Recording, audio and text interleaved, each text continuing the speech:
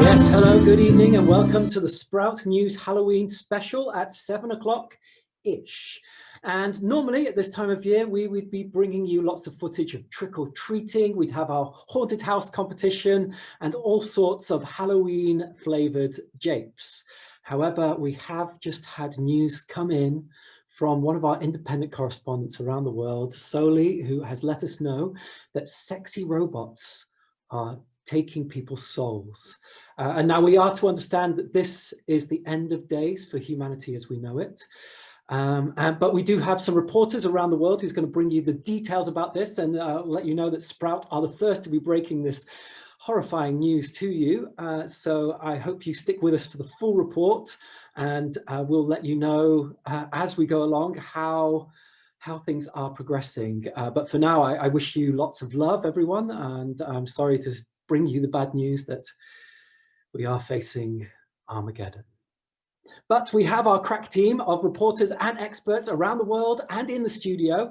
And first we're going to go to our reporter, Pete, who's out there in the field, who's getting the scoop on this big story. Over to you, Pete.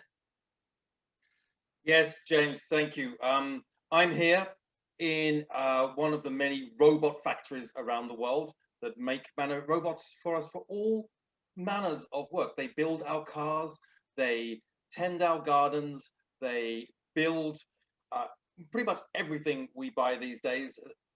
And indeed, sometimes they're made for other things.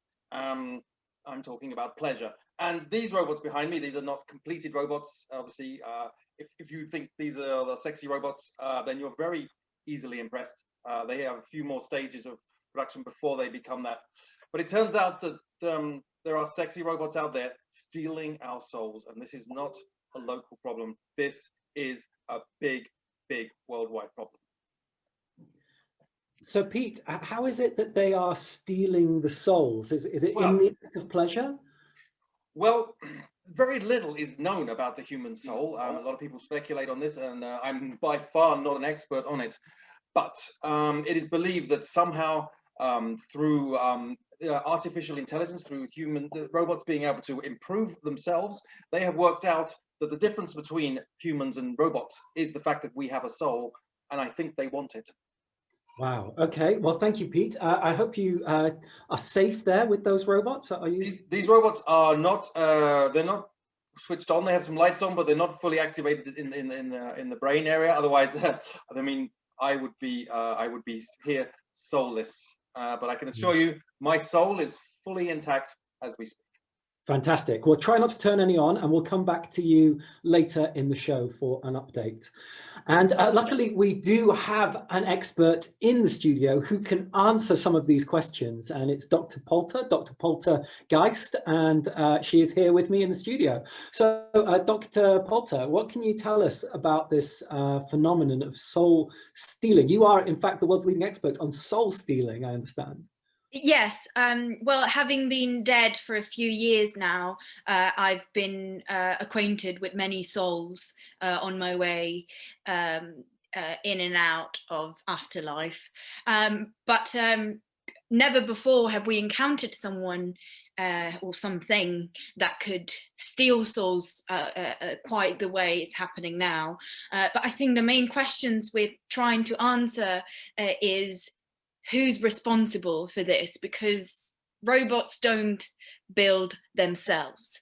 So we have been investigating, and we've been trying to reach the source of the problem. And unfortunately, I think the real author of all of this is Guy Fawkes, who has been resurrected by a pack of witches who are real, and he's trying to go ahead with his original plan, which is not the one that people know about, but actually his original plan was to suck everyone's soul.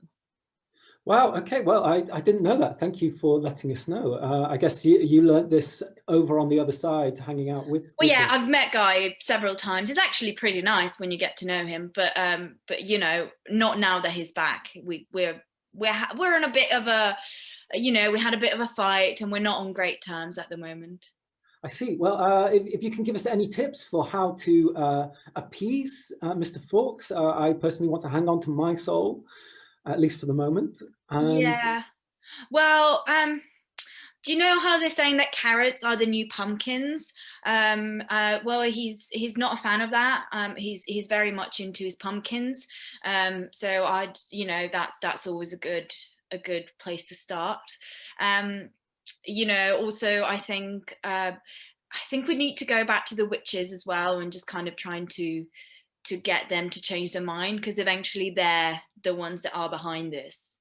Wow. Okay. Well, hopefully later on the show, we will get to speak to some witches and have a word or two with them. I mean, I'm not keen on this apocalypse myself. How is it for you guys in the afterlife? I mean, you know, the thing with souls is that it's not just living souls that they've been stealing. So it really does affect everyone. Yeah. Well, you heard it here first on Sprout News. So thank you, Dr. Poltergeist. We'll be back with you later in the show to discuss these matters in greater depth. Yeah, and well done with the pumpkins. They help. That looks good. It does help. It's better than the carrot. Oh, we just caught a glimpse of our top reporter, John, there. He must be brimming with a new report. So I'll say goodbye to you for now, Dr. Polter, and let's head over straight to John, our top reporter. John, can you hear me? Yes, I can hear you, James. Sorry about that. I came in early because I'm so excited about this report. It is true. It is true. Sexy robots are coming to steal our souls, or in fact, stealing our souls already. And it's right that Guy Fawkes is very much involved in this, because if you're a historian, you'll all know that Guy Fawkes was hung, drawn and quartered, and his soul was actually taken out. So he's come to take everybody else's souls in jealousy. And this is from the voice and the mind of Dave Hinsby himself, our soul expert. And it all started apparently on Tinder. Yes, it was noticed there. The robots have taken over Tinder, and in fact are taking over the internet. They're selling people's souls online. Yes, so you can get the soul of somebody famous right now if you look online. Who knows whose soul you're going to get? You may turn into them. You may be able to get Elvis's soul. I don't know if you'll be able to get dead people's souls. Who knows? But what happens to people when their souls go? Maybe we don't even notice. We're so busy with our own things. Maybe people will just carry on voting for the same wrong political parties, or just act like idiots. Who knows? Maybe there'll even be a zombie invasion. Back to you, James, in the studio. Yes, thank you, John. Well, I'm not sure how I feel about buying souls on the internet. I think I should say from our legal team, we don't recommend it, even if it sounded like John was suggesting it. Don't go out there and buy souls.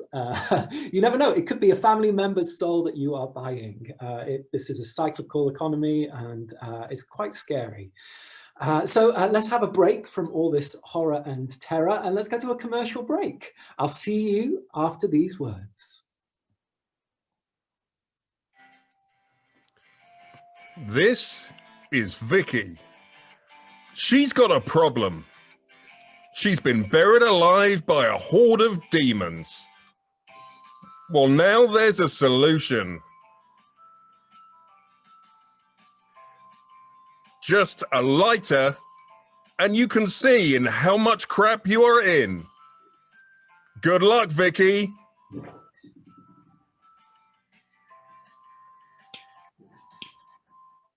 Yes, I am seeing how much crap I'm in, and oh, I wonder if spiders fall in love. That's a topic for another news show, but let's crack on with the main story, which is that sexy ghosts are taking people's souls at the behest of Guy Fawkes. So, oh, I've just heard there's a breaking news story coming in, a brand new news story is coming in from one of our independent correspondents. I'm waiting for that to come up on the auto cue, but while we do, let's go back to our expert, Dr. Poulter, to talk about this main story. Dr. Poulter, we heard from John there that you can buy souls on the internet. How is this feasible, that a soul can be transmitted electronically? Well, it's not so much electronically, but they can live on into objects. So basically you just buy an object and the soul is attached to it, which has led to like a lot of people's beliefs that sausages have started to become sentient, because it's really just people's souls having been attached to sausages, and you know, you can feel them. You can feel the sausages that people's souls are attached to. Yes. Right. Well, let's look at my auto cue. Oh, and it seems that this breaking news is that there is an afterlife party which we can book for now. Well, that's exciting, everyone. At least we've got something to look forward to in this all this doom and gloom. So yeah, I've been planning it for months now. It's really the event of the year. I'm really proud of it, and our whole team has worked really, really hard. So I'm in charge of transport just because I can easily come and go. But yeah, anyone who wants, all you need to do is die, and then you can get in. Wow. Okay. So there you go, everybody. You're going to be dying soon anyway with this apocalypse. So yeah. Then you can get into the party. Can you wear trainers to this party? Yeah. I mean, you know, there's no dress code really. It's just, you know, life. Okay, great. Well, I'm looking forward to joining the party. I'm sure. How are you going to die? Thank you, Dr. Poulter. Let's go need over a hand? Pardon? Do you want a hand dying? Well, I know a few ways. Wait at the end of this news report, and then I'll think about it. Oh, shame. So thank you. Dr. Poulter, please leave the studio at once, please. So while Dr. Poulter exits the studio, let's go over to our top reporter, John, who has some remarkable updates on this party in the afterlife. I know we were just speaking to the organizer, but it seems she may have some ulterior motives. So over to you, John. Yes, in fact, you can book now for your afterlife party, and why not? You're going to die anyway because your soul will probably be taken out of you. And it's, you know, it could be fantastic because there are so many people that can come to your afterlife party. For example, if I was to have my afterlife party, I'd invite Eric Morecambe, the Beatles, who else has died? You know, Winston Churchill, he could come along. It'd probably have a few little after dinner antidotes. It'll be absolutely great. So look online, don't just buy souls, book your afterlife party as well. Back to you, James. Thank you, John. Yes, it is time to book afterlife parties. But before you go and do that, we have to go over to our roving reporter, Dave, who is out there in the world on the streets, gathering the voice of the people. Over to you, Dave. James, hey man, how you doing? I'm roving down here in the dark, and I found this glass of water. Now, not too often we get to talk about water. It's one of those things, but I've got a few people who are going to say how they feel about water. So, is there anyone who'd like to? Oh Jesus, would like to to come on live and talk to the nation about water. I'd like to talk about water. Yes, sir. It's overrated. It's a total fallacy. It's a lie. Everyone's believed forever that we need water, but it's a conspiracy theory. We don't need it. We can live without water. Do you think that's true? I do think it's true. I've been told it in the Sun newspaper. Well, look, you know, that's quite controversial. Is there anyone else who'd like to say something in defense of what? Oh my God. Water is good. James, I need help. Back to the studio. Okay, Dave, we are sending the studio bodyguards over to you now. Good luck. So there you have it. Water is pointless and water is useful. So take your pick. And we are now going to go back to Pete for an update on our top story, which is about the sexy robots stealing our souls. So Pete, come in, please. Yes, James, I'm actually here with Professor It, who is actually one of the leading experts on not just robots, but sexy robots. Professor It, I understand you predicted this from a long time ago.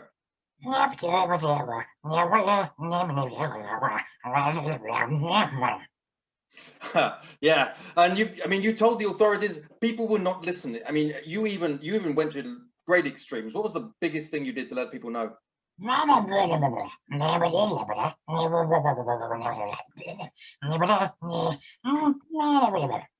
And still no one listened.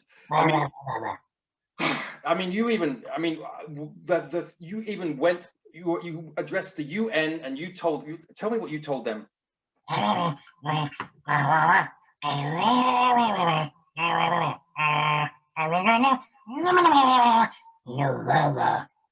See, it couldn't be any more clearer than that. People watching, they're concerned for their very souls. What is your word of advice to people today who are scared? There you are, James. Perhaps some of us can heed that advice. Perhaps some of us will be safe. Thank you, Professor It. Thank you, Pete, and thank you, Professor It.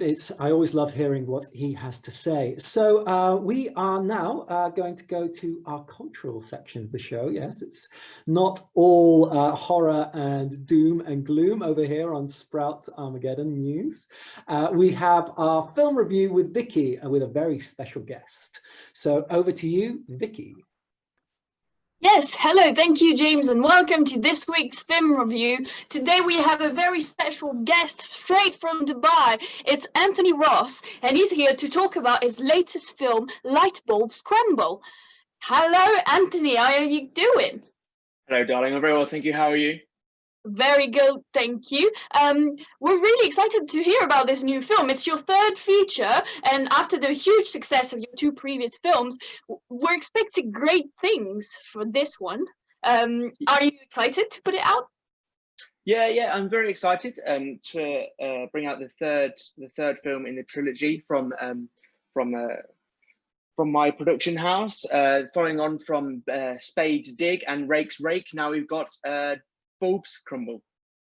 Yes, and it's a riveting sequel to the first two iterations of this saga, really. And we can see recurring characters coming back to this feature. What can you tell us about how hard it was to bring back the Green Man after what happened in the previous film?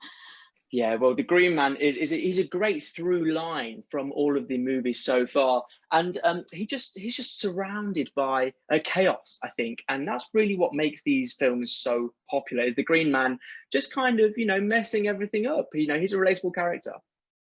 Yeah, and he's definitely terrifying in this film. Did you expect it to take such a dark turn after the first two lighter films? Yeah, I kind of wanted to take it into a new direction, that kind of neo-noir kind of horror. Because with the light bulbs crumbling, there's a kind of hint of danger there, and I really wanted to find out how far I could take these everyday objects and really make them terrifyingly dangerous. And were you at any point concerned that the US would implement the R rating on your film and thus decrease consequentially the audience that you were reaching? I don't think so. I mean, you know, people that grown up with my first few movies are now probably a little bit older, and I've never had an R-rated movie before, so I'm kind of glad to add that to my rostrum. That's amazing, and it's true. It's not for the faint of heart, but if you have the stomach to bowel this movie, then it is truly amazing. I especially love that scene. You know which one I'm talking about, with the statue. It was just, I just fell off my chair. Well, I'm glad. I'm so glad you had that response. Do you know what?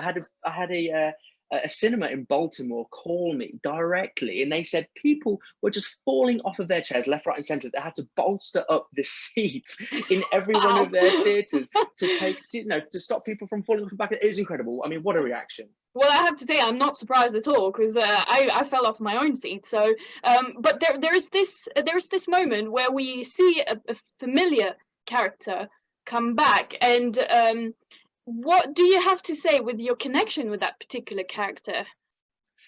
My connection with, I mean, I think he is just the demon within us all. He's the self-saboteur that goes, you know, don't stand on that spade, don't fall on that rake, don't put that piece of light bulb in your eye. And you know, we have all these internal monologues within us all the time, and I think that this character really kind of brings those voices out of us and shows, you know, what you can really do as a person when you just say, okay, I will stick that piece of glass in my eyeball, and then you can see what happens.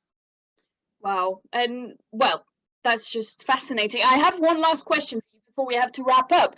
There is obviously a huge fan base around this franchise, and how do you respond to those who are desperately wanting for sequel movies? See, I'm going to go and see the movies. Go and send me a couple of quid, so I can go and make. I mean, these movies don't really cost that much to make. £5, £10 at a push for the special effects. So yeah, you know, pop a couple of quid in an envelope, send it over to me, and I'll keep making them. Wow, that's really great news, and I'm sure your fandom will be glad to hear it. So everybody, the third film from the saga, Lightbulb Scramble, is coming out next week. Thank you so much, Anthony Ross, for being with us tonight. And James, back to you. Thank you. Thank you, Vicky, and thank you, Anthony. Fantastic to hear about the light bulbs crumble, and I'm looking forward to having some horror on the screens to take my mind off the horror on the streets. So speaking of which, let's go back to Pete, who has an update for us. Pete, can you hear me? Yes, James, I can hear you. I'm here in the lair of the beast, as it's called. This is one of the many sexy robots that's out there that we're afraid of. This is actually, this particular very attractive robot that I found is called Andrea 721, and we've discussed terms, and apparently she could, if I wanted to give up my soul, she could make me #1 reporter. So looks like a win-win situation for me. Never had much need for my soul, and this is probably the most attractive woman I've ever been with. So back to you, James. I'll see you next week, your #1 reporter. Wow. Okay. Well, if Pete can become #1, you know, miracles can happen. Perhaps the apocalypse will end. Who knows? I'm very happy for Pete and his newfound love, and I really don't want to see him as #1 reporter. But let's wrap up the show, because that's the end of the news. I'm sorry that I had to tell you that the world is ending, and I'm sorry that all we can tell you is that your soul will be sucked out soon by someone almost as sexy as Andrea 721. So let's go over to Alistair for a thought for the day.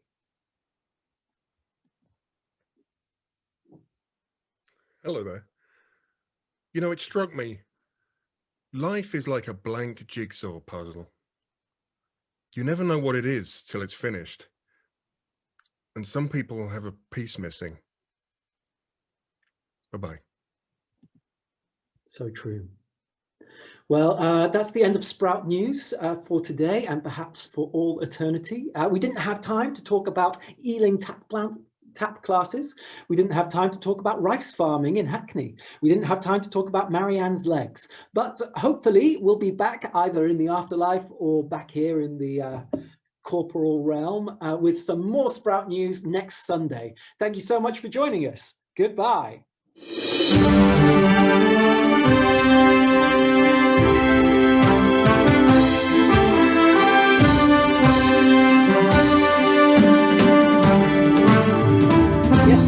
Very much for joining us for the Sprout News. We hope the Armageddon wasn't too scary. Please give a big round of applause for all the people you've seen on your screens today. You have seen Pete. You have seen Carlotta. You have seen John. You have seen Alistair. You have seen Vicky. You've seen Dave. You have seen Gregory and well, the hair of Gregory. And you've seen our very special guest, Jack in Dubai. And I hope that's everyone. So big thank you to all our performers. And is Vicky with us? No, Vicky. And a big round of applause to yourselves for all the suggestions that you gave. I hope you heard some of the things that you offered us spoken out in the show. And we can't do the show without you, so thank you so much. And please do come again and tell your friends. And we'll see you soon.